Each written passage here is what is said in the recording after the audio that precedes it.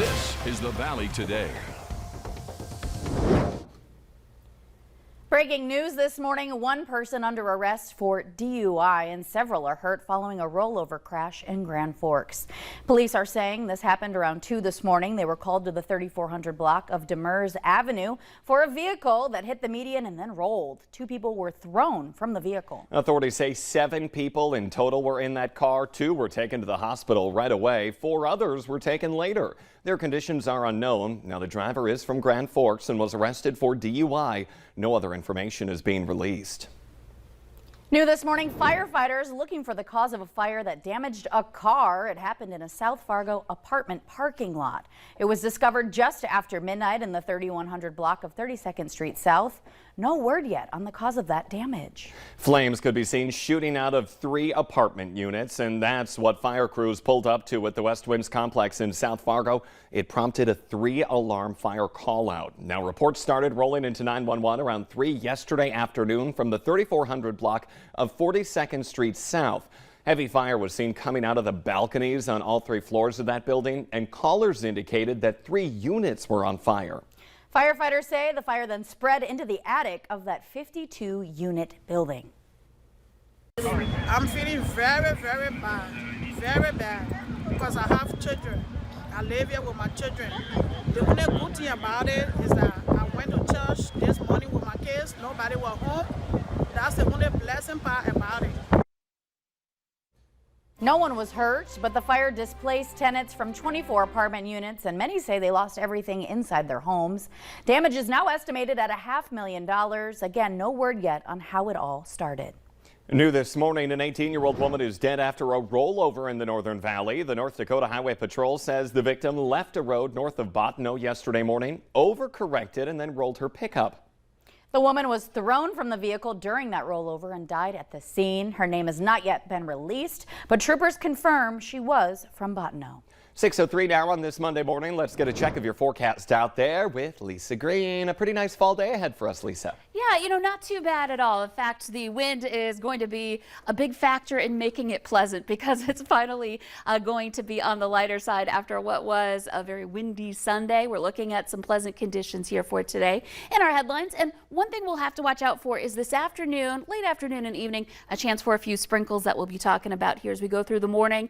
And then tonight, heads up, there's a risk for some frost, but not just frost. Some of us may even drop down to freezing. So we'll take a look at where that will be. Right now, though, it's pretty quiet out there. We've got light wind here down at the Dakota Magic Casino. Temperatures are into the 30s and 40s. 41 in Fargo, 43 in Grand Forks. Jamestown's at 48. Bemidji, one of the spots in the east and also to the north where we're seeing temperatures in the 30s. It is 39 degrees there. 45 in Detroit Lakes, and Devils Lake is at 43. Checking out your radar satellite map, it's dry, but we do have some clouds drifting through here as we make our way through the morning. It's going to be one of those days where it's variably cloudy. Some moments where we've got lots of sunshine, other times where we're experiencing more cloud cover. So here's a look at our forecast for today. Expect temperatures again this morning to be a little cooler as we make our way into the afternoon. Some low 60s, not bad for a fall day. And wind that is northerly and light. So we're looking at north winds that'll be about 5 to 15 miles per hour in most areas. Now into the evening hours, especially I'd say drive time and beyond, that's when we may see that chance for some of those showers or light sprinkles affecting us before that round of clouds moves on out. And then we start to see some conditions that start to quiet down as we make our way into the evening hours tonight. That's when temperatures will start their drop. So when I come back, we're going to talk about how cool we're going to be here heading into the overnight hours. And of course, we'll track out that chance for some rain for you coming up here in just a couple of minutes. A lot that we have to go over, but you know what? These temperatures really fairly pleasant for fall. Oh, absolutely. Yeah, it's not bad. Our average high today is 67, so we're right in within that range of what is typical this time of year. Okay, like that, Lisa. Thank you this morning. Now 6:05, friends and family are gathering in Carrington, North Dakota today for the funeral of this young man who was killed in a hit and run earlier this month. The service for 18-year-old Kaylor Ellingson is this afternoon at 1 o'clock at Trinity Lutheran Church. He will be buried at Grace City Cemetery. Ellingson died after being hit by an SUV after a street dance in Mchenry in the early morning hours of September 18th.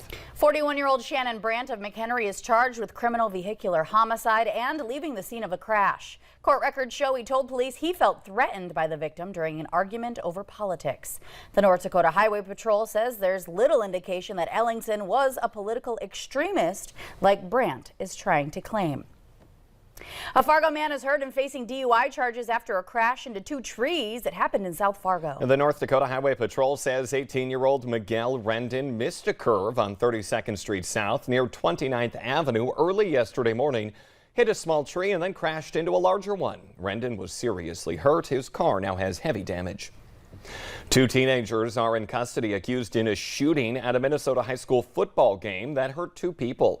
Game video shows players running for cover in Richfield Friday night. Police say a 16-year-old boy suspected of instigating a fight outside that game was later arrested in Edina. He is a former student. The suspected shooter was caught in Richfield. He currently attends Richfield High School. The game was canceled, the stadium evacuated, and the school's homecoming dance also called off. Two men aged 18 and 21 were treated for gunshot wounds and were released from the hospital yesterday morning. More than 100 people came together in Grand Forks yesterday for the Tears Walk. It's to raise awareness for mental health and suicide prevention. One family lost their son to suicide, and they spoke to Valley News Team's Aaron Walling about the importance of taking mental health seriously. If any of the roles were reversed, I know Liam would be out doing this, and so I think he would just probably put his arm around us and say, "I'm proud of you." I hope we're making him proud.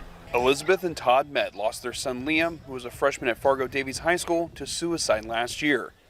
The couple joined many others for the Tears Walk in Grand Forks to help raise awareness for mental health and suicide prevention. Especially with what we're dealing with coming out of the pandemic, we're seeing escalation in suicide and rates, and so now is the time to keep talking about it. More than 100 people gathered at Sertoma Park, walking in honor of those lost to suicide. The topic of mental health has become more prevalent over the years, which those at the Tears group say is very important. So if we can catch this early and be aware, of our mental health and the mental health of those around us, it greatly helps reduce suicide risk. To those here at the walk, it's about breaking the stigma with mental health and suicide and helping those in need. Reporting in Grand Forks, Aaron Walling, Valley News Live. If you or someone you know is at risk and needs to talk to someone, call the Suicide Prevention Hotline number at the top of your screen right now. It is 988. That number is available 24 hours a day, and it is picked up always by local volunteers. Mental illness is a factor in many arrests that happen around the country as well. At least 64% of inmates in state or federal prison met the criteria for mental illness at the time of their booking or during the 12 months leading up to their arrest. That's according to the U.S. Bureau of Justice statistics. That's why North Dakota judges are training to more effectively deal with people in mental and behavioral health needs. District Judge Brad Cruff of Wahpeton is one of 15 judges in the U.S. chosen by behavioral health program directors to participate in the Judges and Psychiatrists Leadership Initiative happening this month. After training, he will then co-teach the subject to all state court judges in North Dakota. Advocates say the goal of helping those struggling with behavioral health issues is to reduce recidivism rates and save taxpayer money in the long run.